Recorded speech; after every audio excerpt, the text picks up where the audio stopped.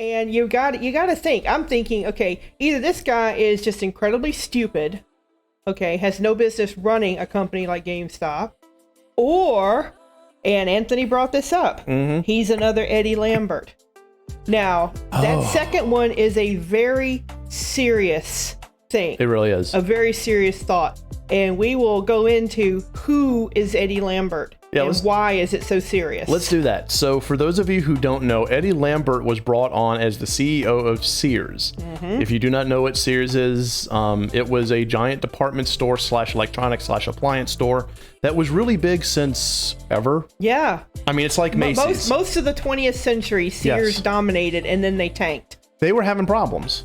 So they brought on Eddie Lampbert to help solve their problems. Eddie Lampbert did not do that. No, Eddie Lampbert caused even more problems.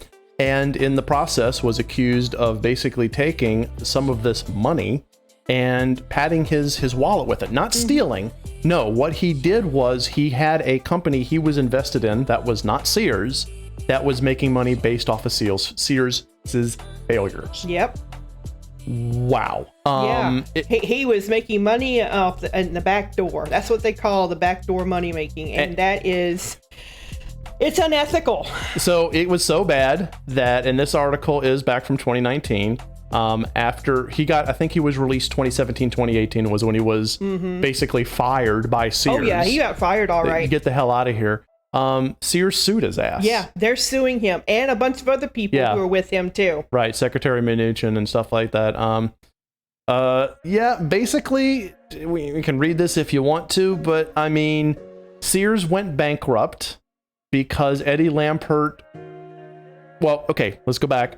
Eddie Lampbert was brought on as CEO. Eddie Lampbert mismanaged Sears, and in the process of doing so, allegedly stole billions of dollars of the company by making it so that another company benefited off of Sears's failure. Like, for example, I believe it was the liquidation company. Yeah, it was his liquidation company. And when Sears started to go bankrupt and started to liquidate, Eddie Lampert's company that he was involved in made millions of dollars on Sears's liquidation. So that's kind of like, this is the financial equivalent of if I was to go into a bad guy, a good guy base, say that I was going to be their spy master to save them from the bad guys, and then in order to be the spy master, I got all of their secret intel, and then I sold all their secret intel to the bad guys.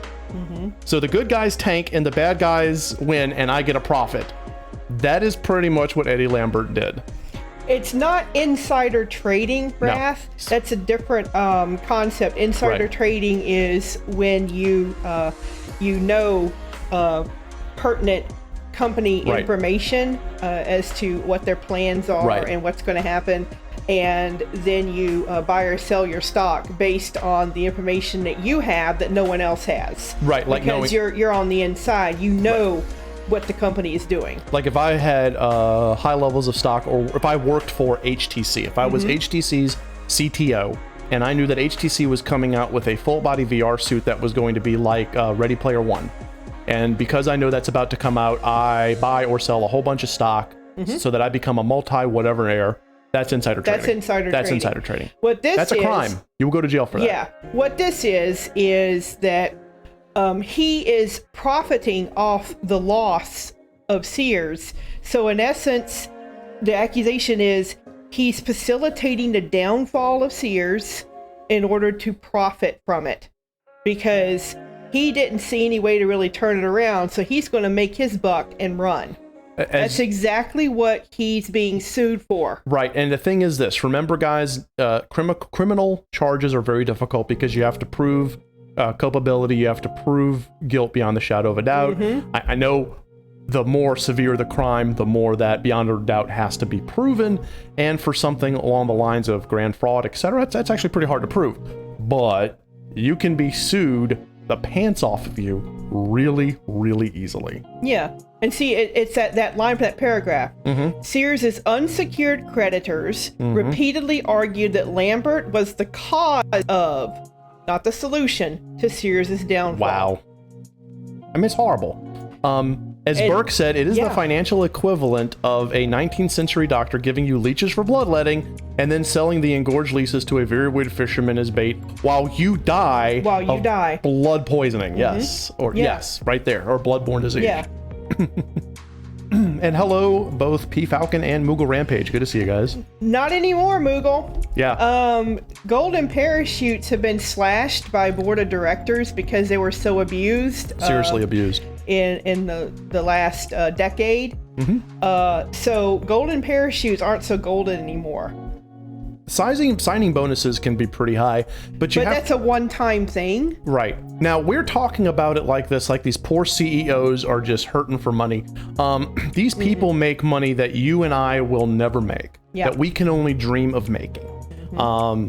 You're talking about people who can, during the course of 1 week, make what their workers make in an entire year, or more than that. Or more than that, yeah. I'm not going to get into Jeff Bezos because that's insane.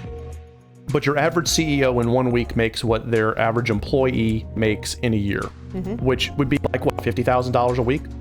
That's so dumb. Yeah, something like that. And apparently that's not enough. No, agreed. Greed is endless. Yeah, it is. Yeah. It is. They were Wrath. Teal and I used to love going to Sears because they had a lot of good sections. I think we got our our appliances through Sears. We got our very first refrigerator, like right after we got married, our very first refrigerator. And our washer and dryer from Sears. Yeah, all of it. Yeah, but no, apparently that's not enough. Not enough.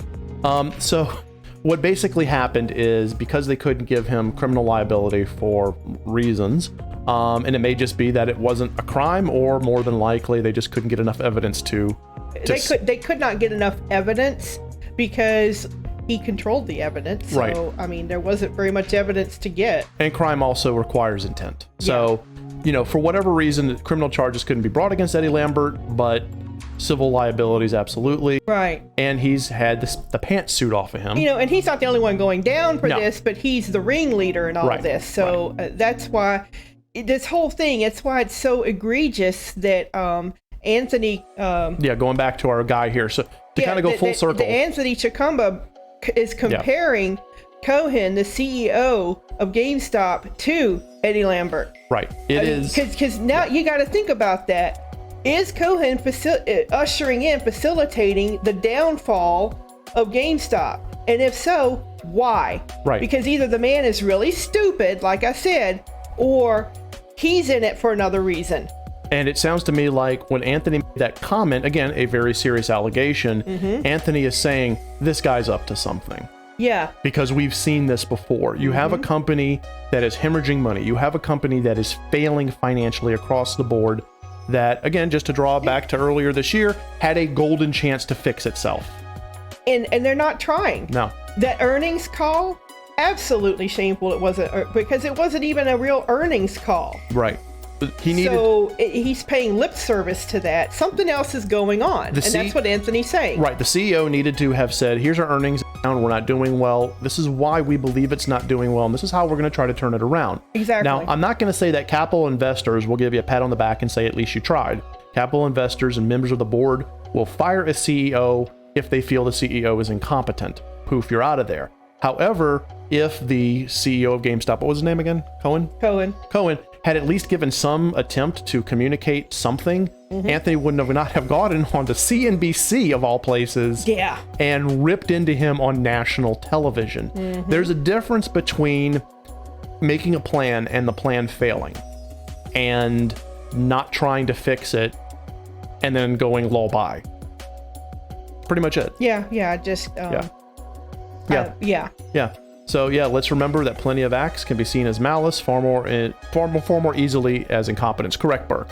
More than likely, Cohen's incompetent, but we're not going to know. And Anthony has every right to wonder. To wonder. I mean, we're all wondering. Right. We're all wondering just how tone deaf can GameStop be.